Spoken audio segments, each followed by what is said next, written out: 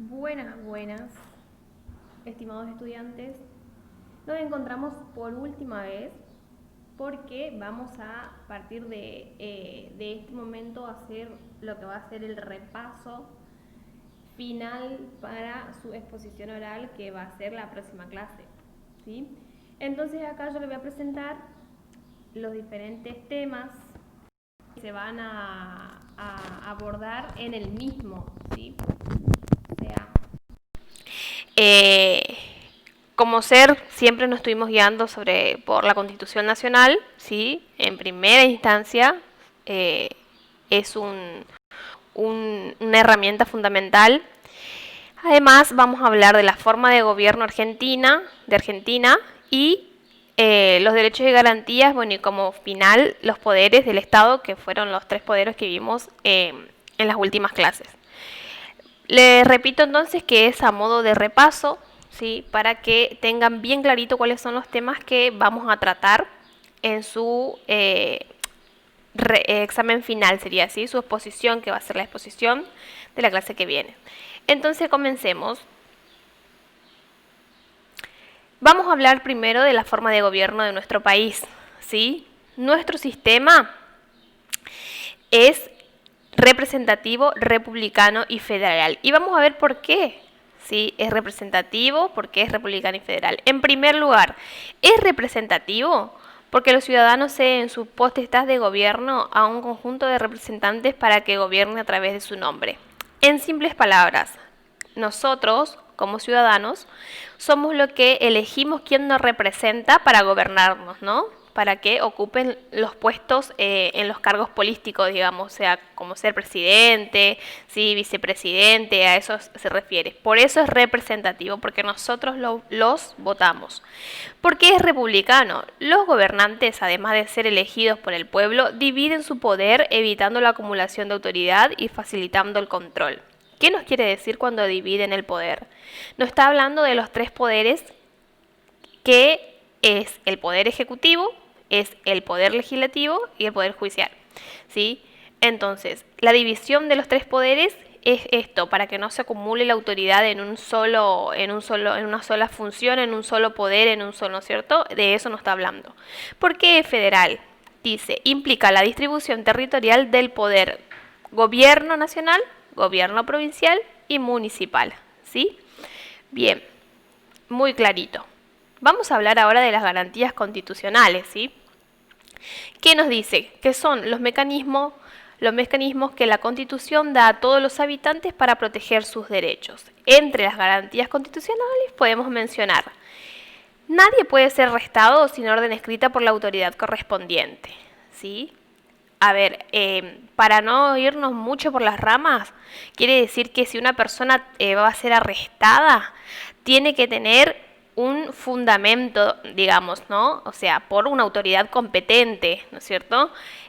No puede ser llevado sin ser presentado esto, por ejemplo. O sea, nadie puede ser, como nos dice ahí bien clarito, arrestado sin una orden escrita, ¿sí? Bueno, debe respetarse siempre la defensa en juicio. Todos tienen derecho de ir a juicio, sí, de ser si es sentenciado o no, pero todos tienen ese derecho de defensa.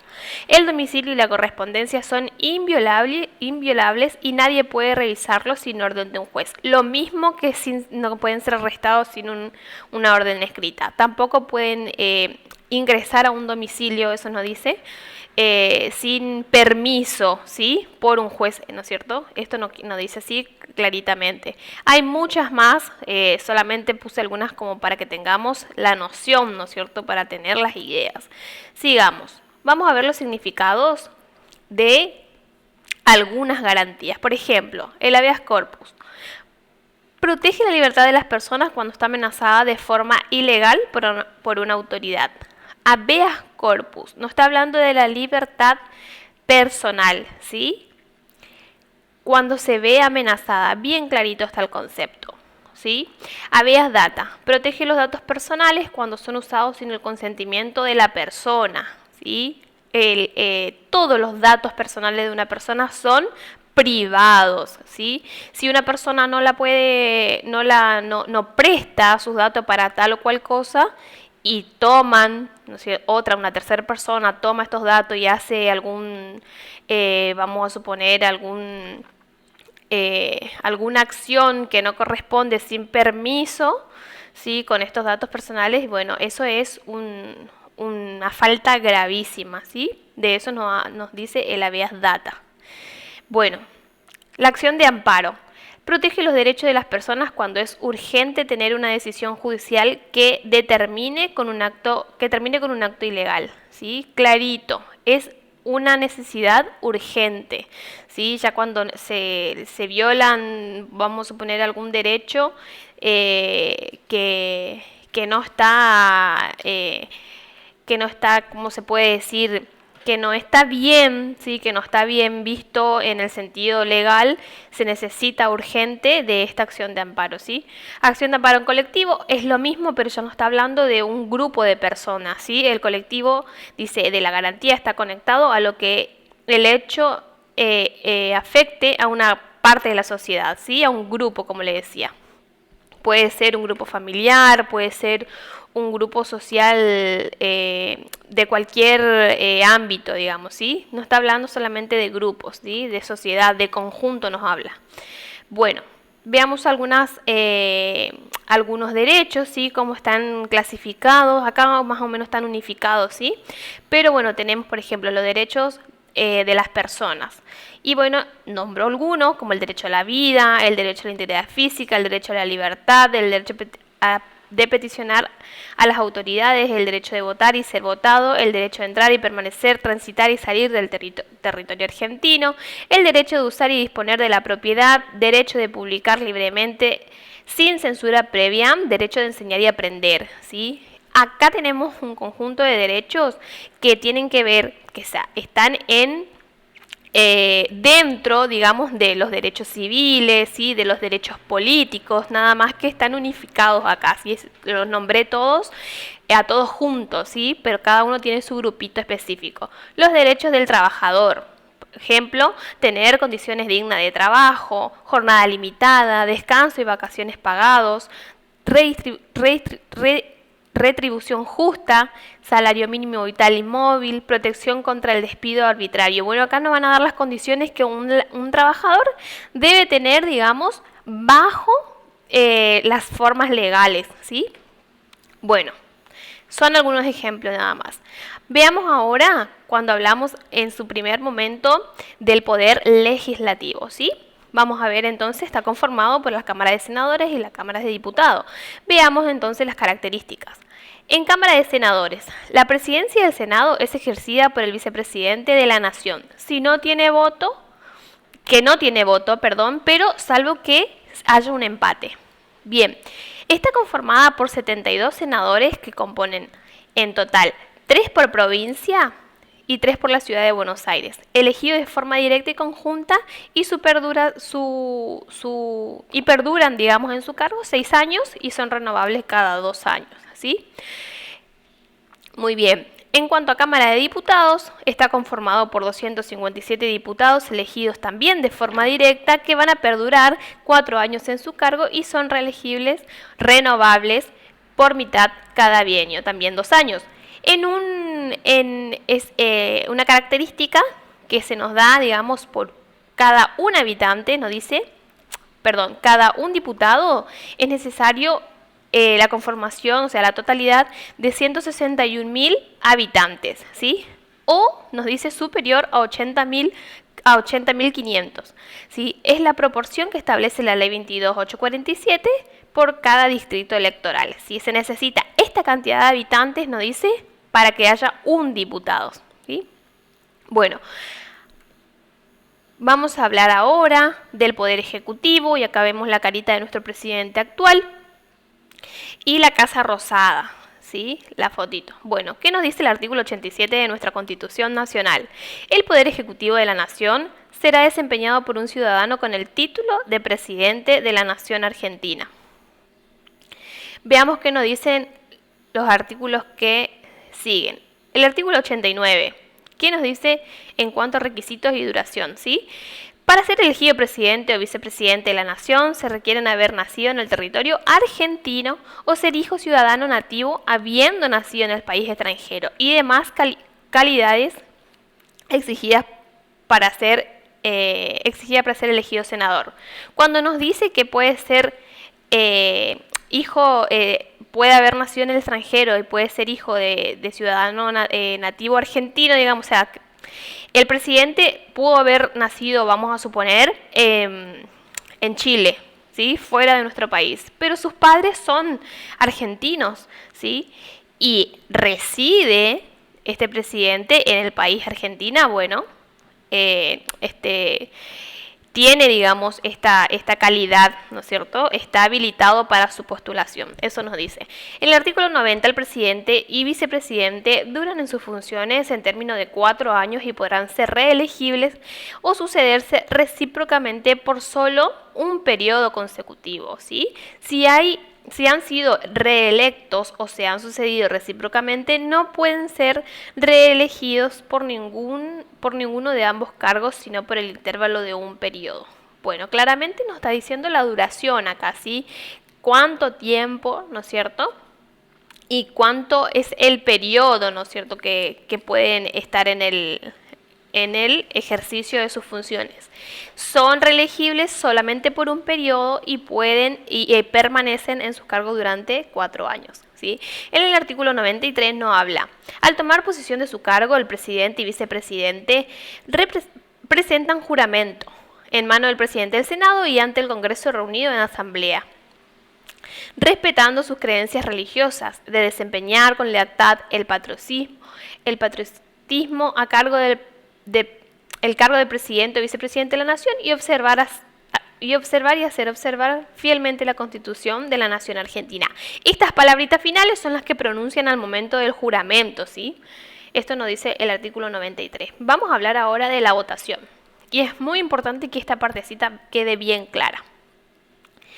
Nos dice que la votación se va a dar de 2 maneras. En realidad, a ver, vamos a unificarlo.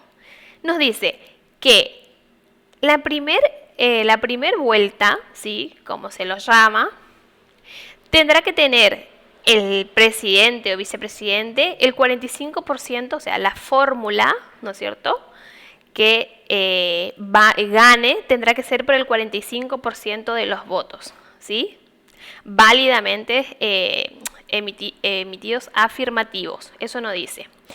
Pero, ¿qué pasa en el caso que no lleguen a los 45, pero puede ser que haya una fórmula que llegue al 40% de los votos y que en el caso de no llegar, digamos, como nos dice en primer momento los 45, pero tengan 40, tiene que haber una diferencia del 10% de los votos con la fórmula ganadora que le sigue, ¿sí? O sea, con la fórmula que le sigue, vamos a sacar la palabra ganadora. Vamos a suponer que una fórmula tiene el 40% y la otra fórmula tiene el 25%, o sea, viene bien atrás, digamos. Y si hay una diferencia del 10% de los votos, entonces ahí sí también serán proclamados presidente o vicepresidente de la nación. Entonces, de 2 formas, 45% sí o sí son proclamados presidente y vicepresidente, o a diferencia de que no lleguen a los 45, tendrá que tener el 40% o una diferencia mayor al 10% de los votos con la fórmula que le sigue, ¿sí? Eso nos dice claritamente. ¿Qué pasa con la segunda vuelta? Solo habrá una segunda vuelta de votación si ninguna de las fórmulas alcanza esa mayoría, ¿sí? Muy bien. Y acá vemos un ejemplito de las postulaciones de las elecciones pasadas, que tenemos el Frente de Todos y en competencia, digamos, que venían con el Juntos por el Cambio. Y vemos los porcentajes. Tenemos acá que el Frente para Todos, el Frente de Todos ganó en 47,44 de los votos y vemos ahí entonces lo que hablábamos recién. Superó inclusive el 45%, ¿sí? Bueno, esta fórmula en este caso se proclama a Alberto Fernández como presidente de la nación y Cristina como vicepresidente. Muy bien. Pasemos a hablar ahora del Poder Judicial, ¿sí? El artículo 108 de nuestra Constitución Nacional nos dice: el Poder Judicial de la Nación será ejercido por la Corte Suprema de Justicia y por los demás tribunales inferiores que el Congreso estableciere en el territorio de la Argentina, ¿sí? Cuando estuvimos practicando vimos que también nombra, digamos, como componente dentro del Poder Judicial al Consejo de la Magistratura. Pero, ¿qué nos dice el artículo 108 exactamente? Que será ejercido por la Corte Suprema y por los tribunales inferiores. Nada más. Muy bien. Entonces, Poder Judicial nos dice, acá le muestro, como decía, estamos conformados por la Corte Suprema, que será el máximo tribunal de justicia y encabeza el Poder Judicial de la Nación, por los tribunales inferiores, que establece la administración y organización de justicia ordinaria dentro de su territorio. Y cuando dice dentro de su territorio, está hablando de la provincia, ¿sí? Hay una organización judicial distinta en cada una de las provincias de acuerdo a sus constituciones provinciales. Bien, eso le decía. El Consejo de la Magistratura interviene en el proceso de selección de los jueces de los tribunales inferiores, administra el Poder Judicial y controla la actividad de sus miembros. Simplemente eso, está, digamos, integrando el Poder Judicial, pero se dedica a la administración prácticamente, ¿sí? En todo lo que tenga que ver con la selección de jueces para tribunales inferiores, como nos dice acá, y no existía hasta la modificación de la Constitución en 1994, que surge este Consejo como un fortalecimiento, ¿no es cierto?, para el Poder Judicial y para llevar estas tareas a cabo. Bueno, en cuanto a condiciones y requisitos para el Poder Judicial, en primer lugar, el artículo 109 nos dice que el Poder Judicial es totalmente independiente del Poder Ejecutivo, ¿sí? No tiene nada que ver, o sea, el Poder Ejecutivo, o sea, el presidente, no tiene ni arte ni parte en cuanto a las decisiones que toma el Poder Judicial, ¿sí? De eso claramente no está hablando en el artículo 109. El artículo 110 nos dice que el juez va a durar en su cargo de acuerdo a lo que dure su buena conducta, ¿sí? Mientras que el juez mantenga su buena conducta, va a seguir en su cargo, ¿sí? Bien, en el artículo 111 nos dice que el juez primeramente tiene que ser abogado y tendría que tener 8 años en experiencia, digamos, como abogado, mínimamente para poder después postularse como juez, ¿sí? Para juez. En el artículo 112 nos dice que presentarán juramentos, como recién le contaba, que el presidente y vicepresidente presentan su juramento cuando son proclamados como tales, lo mismo el juez, ¿sí? Y lo mismo con todos los políticos que por ahí también asumen un cargo, siempre se presentan en juramento, digamos, para tal fin. Entonces lo mismo pasa con el juez, presentan juramento, ¿no es cierto? Y se comprometen a hacer las cosas bien, en pocas palabras. En cuanto a la duración, el artículo 99, inciso 4, nos dice que además, digamos, como nos dice el artículo 110, de que van a durar en su cargo por la buena conducta, nos dice también que hasta los 75 años el juez va a durar en su cargo, pero nos dice que, bueno, le leo clarito como está acá, después le explico. Todos los nombramientos de magistrados cuya edad sea la indicada o mayor, la harán por 5 años y podrán ser repetidos infinitamente por el mismo trámite. O sea, quiere decir, tiene buena conducta, llega a los 75 años y puede seguir ejerciendo, ¿sí? Pero para que lo tengan así en simple palabras, es como que tienen que seguir, tienen que revalidar el título, ¿no es cierto? Y seguir, como dice ahí, seguir, digamos, todo el proceso como lo venían haciendo, nada más que de esta manera, ¿sí? Pero lo que tienen que tener en cuenta siempre va a ser la buena conducta de el señor juez. Bueno, acá tenemos el equilibrio entre los 3 poderes, que lo resumimos de esta forma para que quede bien clarito, ¿sí? Que es cuando el Poder Legislativo en primer momento presenta una ley, ¿sí? Puede ser por cualquiera de las 2 cámaras, que ya lo habíamos visto, es entonces, ¿qué va a hacer el Poder Legislativo? Evaluar, votar, dar un resultado y aprobarla en el caso que sea aprobada, ¿no es cierto? Bueno, eso el Poder Legislativo. En el proyecto de ley van a evaluar, si da para votar, digamos, por esa ley, si pasa la evaluación se vota, ¿sí? Eso hace el Poder Legislativo. La aprueban. ¿Qué pasa cuando la aprueban? Pasa al Poder Ejecutivo, ¿sí? Y el Poder Ejecutivo lo que va a hacer es sancionarla o promulgarla. O sea, sancionarla y promulgarla. ¿Qué pasa si no? Puede ser que el Poder Ejecutivo no la apruebe tampoco, o sea, no la sancione, no la vete, ¿sí? Y bueno, vuelve al Poder Legislativo y sigue en otro proceso. Pero el Poder Ejecutivo exactamente la sanciona, la promulga y bueno, la publica, digamos, en el boletín oficial. El Poder Judicial lo que va a hacer es la aplicación de esta ley que pasó por este proceso de aprobación y sanción, ¿no es cierto? Y bueno, va a ser la encargada de aplicar esta ley, ¿no es cierto? Muy bien. El equilibrio entre los tres poderes sostiene la base de igualdad y de libertad en la República Argentina. Súper importante saber, conocer, digamos, sobre esto. Y bueno, con esto culminamos, digamos, con esto terminamos con el equilibrio de los tres poderes. Y bueno, como estuvimos viendo,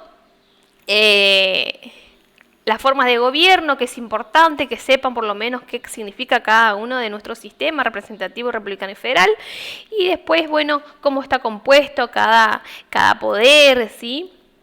Es muy importante que por ahí lo puedan asimilar de esta forma, que sepan el equilibrio que se mantiene entre los tres poderes y de ahí ya pueden ir sacando entonces sus apuntes, ¿sí? Bueno, con esto terminamos y nos vemos, Dios mediante, cuando surja de nuevo una nueva oportunidad, digamos. Muchas gracias a todos.